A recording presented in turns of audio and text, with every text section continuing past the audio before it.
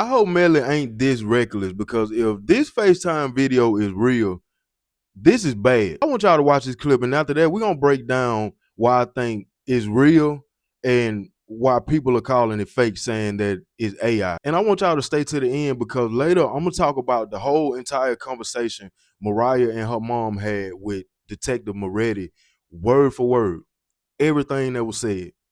Y'all check this out.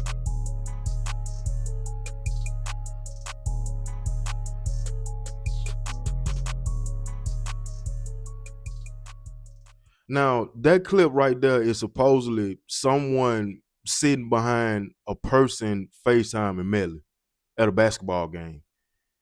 And I waited a few days before I decided to speak on it, because I wanted to see how people was gonna react, who thought it was real and who was gonna say it was fake. I think it looked real.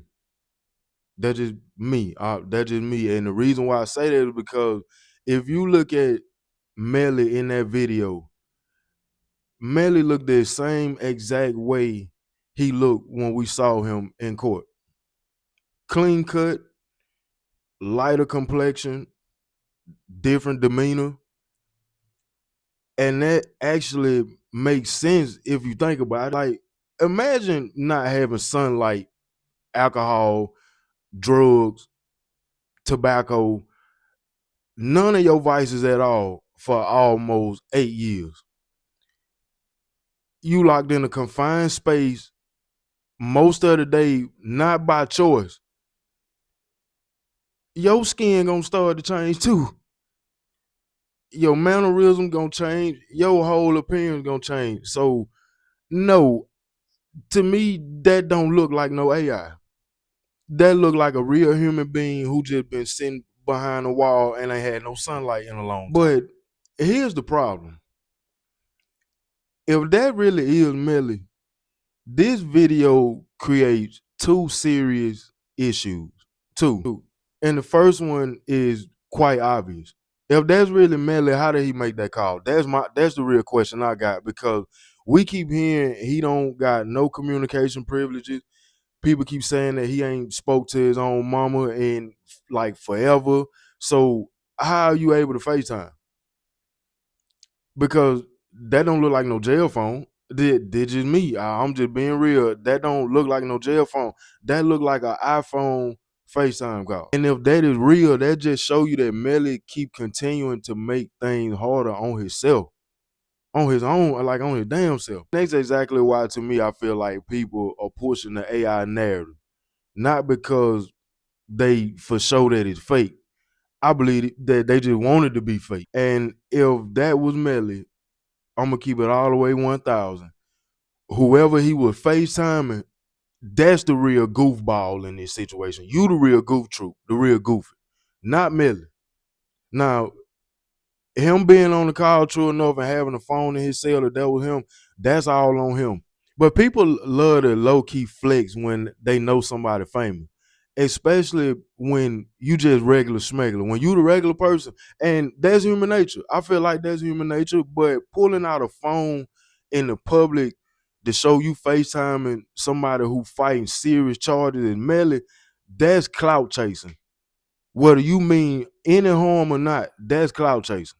That ain't no flex. And in no shape or form did that help Melly's situation at all with what he going through right now and having to go before the judge in a few days or in a week or so. That don't help his situation at all. That just further hurts his situation. Now, this is where we finna get real. So y'all hold on to y'all seat, because I ran across a video that reminded me of the paperwork and the conversations that Mariah and Felicia had with Detective Moretti.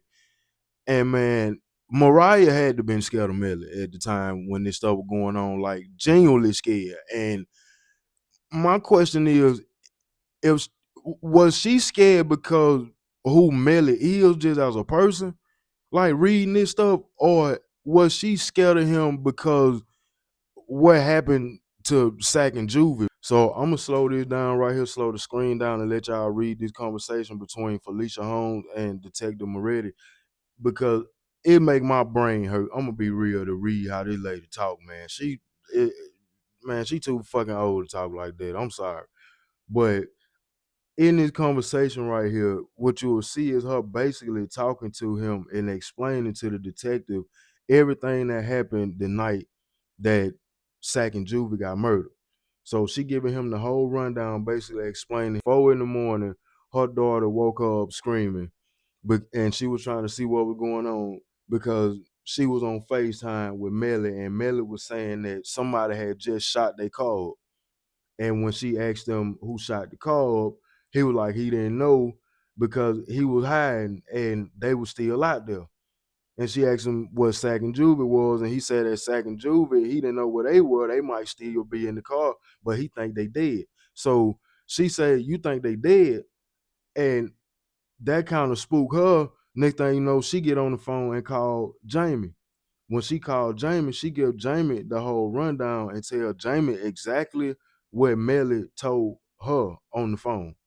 And it made Jamie get scared, and she started screaming on the phone, just how they on the other side screaming when Melly FaceTiming them, telling them the situation. And right here you'll see where she tells the detective that she asked Melly where he was, and once Melly gave them the directions and told him his location, they went to go look for him. But by the time they got there, he was at Fredo's house. And once they go look for him, he know where to be found. That she say she called him and asked him where he at.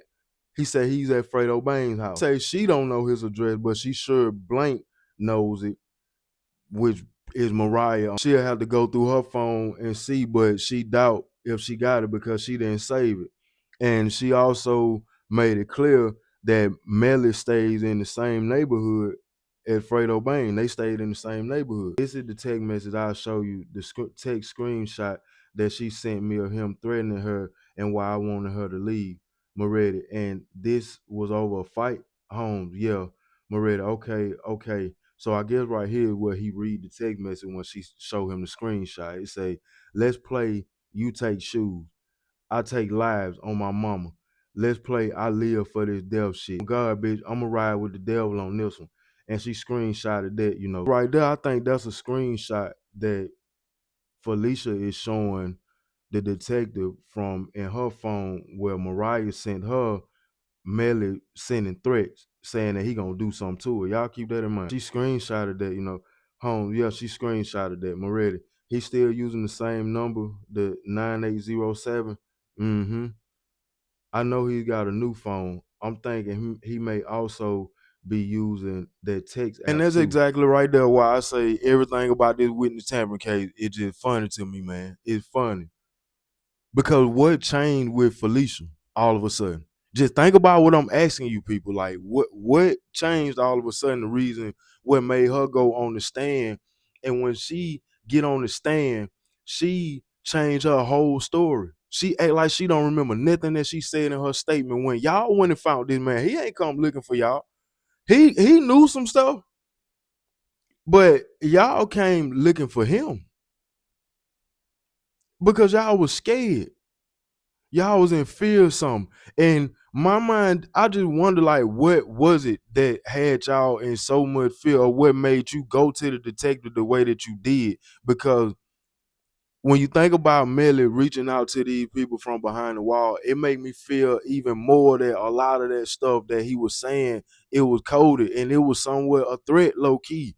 He just figured out how to talk in code behind there and get through what he was trying to say. So all that stuff, when he stay in the Maybach and stuff too hot right now, heard you supposed to be showing up, but I believe that cap, man, that's that man real deal still applying pressure. That's just my opinion.